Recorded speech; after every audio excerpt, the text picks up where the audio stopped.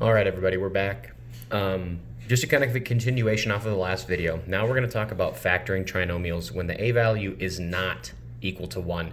We're talking anything bigger than 1. So if you don't see an x squared, you see like a 2x squared or a 3x squared or a 5x squared. We're talking bigger numbers than 1. The regular factoring method doesn't work. You can't just find two numbers that multiply to 4 and add to 6. Well, because how are you going to get 2x squared if your two leading numbers are x and x? It's a little bit more complicated. So there are two things I want you to look for. Again, we've learned these before, but if this is your first time watching it, I hope this kind of gets you moving in the right direction. But the first thing I told you guys to look for, when we start a process, when we want to solve a quadratic using factoring, but we have this number in front of x squared that's bigger than 1, there was one thing I always told you to look to try and do first. What I wanted you to do is I wanted you to check, before I try to do a complicated method, can I bring this quadratic back to what we saw in the last video? Can I bring it to a quadratic that is factorable by just simply looking at what numbers multiply to the c, add to the b, because that was quick, easy, efficient. It's what we like. So sometimes we can actually take a quadratic where the a value is bigger than 1, and we can simplify it to a much easier equation. So in this case, look at every single term in this trinomial here. 2x squared, 6x plus 4. I guess the question that I'm asking is it possible to factor out a common multiple from every term? AKA, can each of these terms be divided by a number? In this case, every single term is divisible by 2. So if I were to factor out a 2, meaning if I were to extract a 2 out from each term in this trinomial, what would be left over? So 2x squared, I factor out a 2. Well, that's going to cancel that 2 there and leave me with just x squared. A 6x divided by 2 would just leave you with a positive 3x. And a positive 4 divided by 2 would leave you with a positive 2. So all I did here is I looked at my top trinomial and said, hey, is there a common multiple that I could factor out to the outside of the parentheses? Now, everyone's like, well, can you do that? Didn't you just change the equation? Well, I didn't change the equation, because if someone was freaking out and said, hey, get back to where we started, I'm uncomfortable, I could say, okay, let me just go ahead and distribute this 2 back in, multiply it. 2 times x squared is 2x squared. 2 times 3x would get me 6x. 2 times 2 would get me 4. So you see, I didn't change it, I just modified it to look different. Now, here's the cool part. I've taken care of the 2. Okay, this is our third wheel, right? It's like the person that goes to the movie with the couple, right? The 2 is just going to keep tagging along, because what's going to happen is we're going to drop that 2 down. Now when we look at this quadratic here, this is a trinomial that could potentially factor to 2 binomials, meaning, hey, are there two numbers, blocking out the rest of this for now, right? Are there two numbers that could multiply to a positive 2 but add to 3? Well, absolutely. This quadratic is factorable in the sense that we could write it as x plus 2 and x plus 1, because 2 times 1 is 2 and 2 plus 1 is 3. So now what you essentially did is, instead of doing this complicated method, you factored out a common multiple and kept it along. And this is where I was talking about the third wheel. It's all right, you have the two people in a relationship, and this third wheel is here hanging out. Now, this is important. This number doesn't just go away, because, well, what if someone said, hey, prove to me that you're still working with the same equation?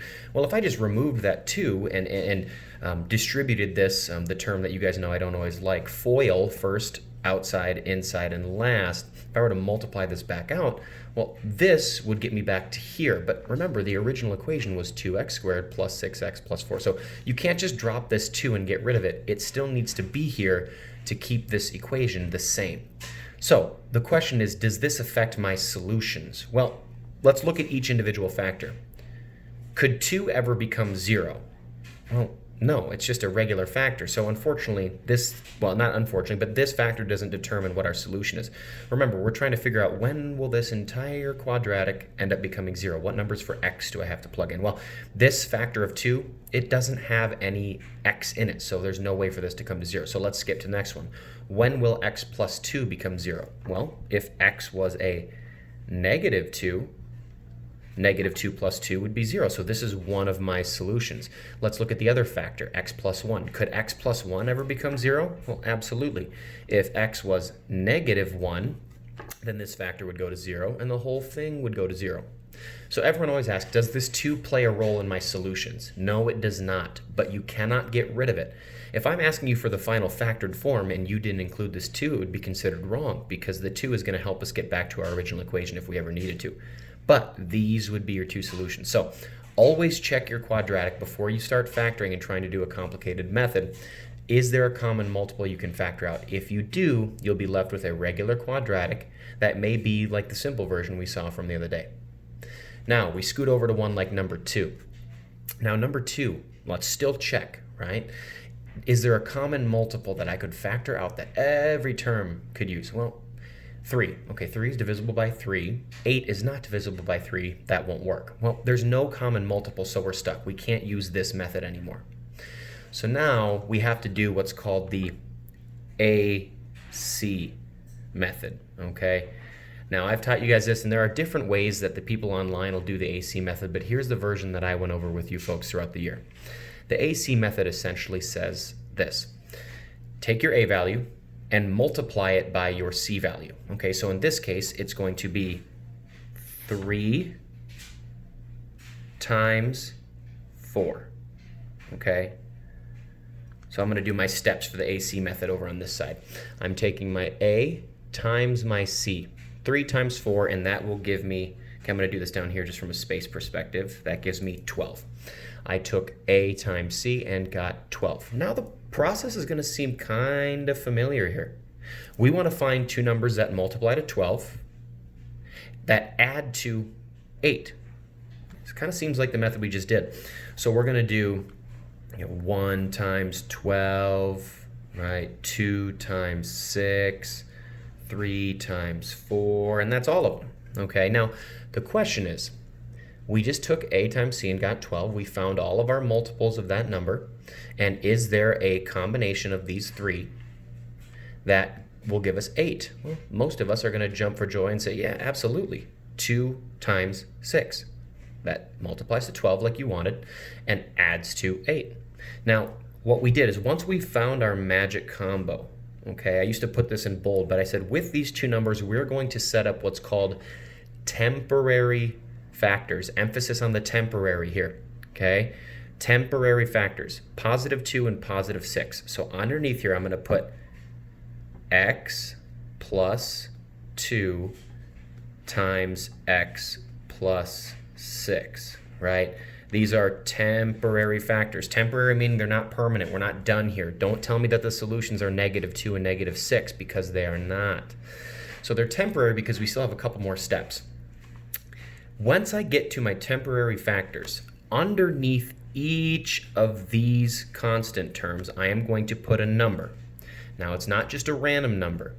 The number that I put in the denominator of these fractions is going to be my original A value, okay? Basically, the number that forced us to have to do this method in the first place. So I created my temporary factors, and I'm going to give each of these numbers that I picked a denominator, and it's going to be my original A value, which in this case is 3. So this gets a 2 over 3, and this gets a 6 over 3, okay? Now, from here, what we're going to do is we're going to ask ourselves, of these 2 new numbers we created, can the fractions that we made be simplified? Okay, so in this case, x plus 2 over 3. Well, 2 is not divisible by 3.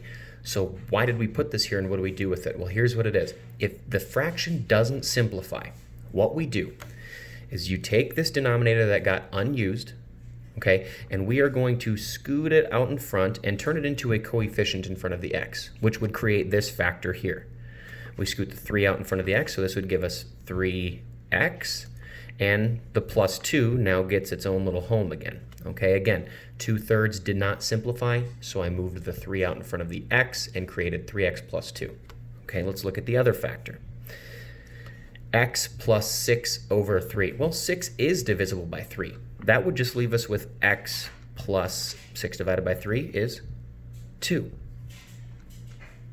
And you've successfully factored now this quadratic here. Okay, that's using the AC method. Again, recap, we did A times C, 3 times 4, and got 12. Found our numbers that multiplied to 12, 2 times 6, and added to 8, right? It could have been 1 and 12 or 3 and 4, but we needed a combo that added to 8. It couldn't just be any random combo. Once we did that, we created temporary factors with those numbers, gave them a denominator, simplified if we could, and kicked the denominator out if we couldn't. Now, to solve it from here, right, if we still want to find the places where this quadratic is going to cross the x-axis, again, we need to ask ourselves, when will these factors be equal to 0? Well, one of them is pretty obvious. Well, when is x plus 2 going to be 0? Well, if x was negative 2, obviously the whole thing would be 0. So there's one of your solutions. But this one's a little bit tricky, okay? When will 3x plus 2 be equal to 0? When will this factor be equal to 0? Well, we just take a step back to just general algebra, right? Let's solve for x. Subtract 2 to both sides, right? I'm going to scoot this work over here, folks. Then you get 3x equals, because positive 2, negative 2 cancels, 3x is alone, and 0 minus 2 is negative 2. Divide both sides by 3, and you get x equals negative 2/3. So these would be our two solutions, okay? Sorry for the sloppy work here. We're just working off the fly. All right, let's do one more example. I'm going to fly through this guy a little bit quicker. It's getting to a long video, and I'm sure all of you have already fallen asleep, so let's do this last one here.